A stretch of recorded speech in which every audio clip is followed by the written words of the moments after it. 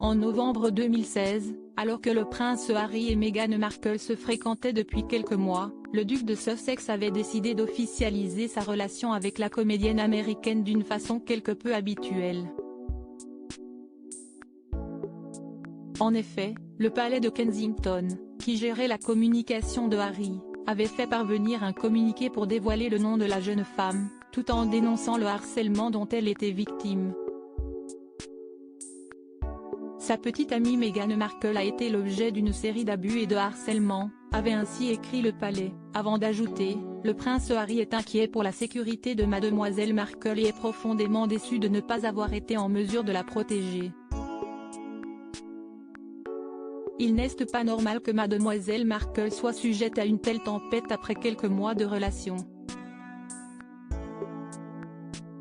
Enfin, à travers ce communiqué, Harry avait également souhaité pointer du doigt la responsabilité des médias, dénonçant notamment le dénigrement en une d'un quotidien national, le sexisme et le racisme des médias sociaux, les combats juridiques pour empêcher la publication d'histoires diffamatoires et les tentatives d'intrusion illégale de journalistes ou photographes au domicile de l'actrice. Et près de 6 ans après, on découvre d'étonnantes révélations sur cet étrange communiqué de presse. Dans Revenge, Meghan, Harry and the War Between the Windsor, une biographie sur le duc et la duchesse de Sussex, écrite par le journaliste d'investigation Tom Bower et publiée ce jeudi 21 juillet, l'auteur nous apprend en effet que c'est Meghan Markle qui a insisté pour que Harry rédige ces mots. Elle souhaitait ainsi comparer son sort à celui de Lady Diana, sans pour autant la nommer.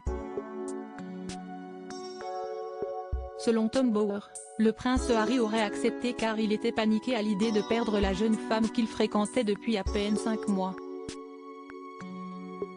Une étrange comparaison Jason Knopf, l'attaché de presse du prince Harry, à qui est revenue la tâche de publier cette déclaration au nom du prince. Harry a dicté à Knopf les sentiments à exprimer dans une déclaration. Meghan a exigé que la déclaration reflète le parallèle entre son destin potentiel et celui de Diana, écrit le journaliste dans son livre, ajoutant que Jason Knopf a tout de même tenté de mettre en garde le couple sur une telle comparaison.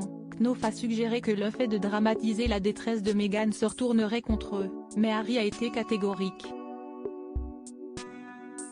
Si le souhait de Meghan d'être assimilée à Diana n'était pas satisfait, a insisté Harry, il la perdrait probablement. Knopf a acquiescé.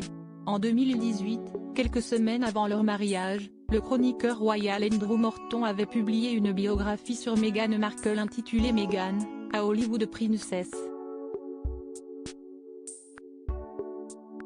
Dans cet ouvrage, l'auteur avait notamment raconté la fascination de la comédienne pour Diana, décrivant une jeune américaine en pleurs devant les images de son enterrement et se plongeant dans des vieilles cassettes vidéo de son mariage avec le prince Charles. Une fascination qui serait donc allée très loin.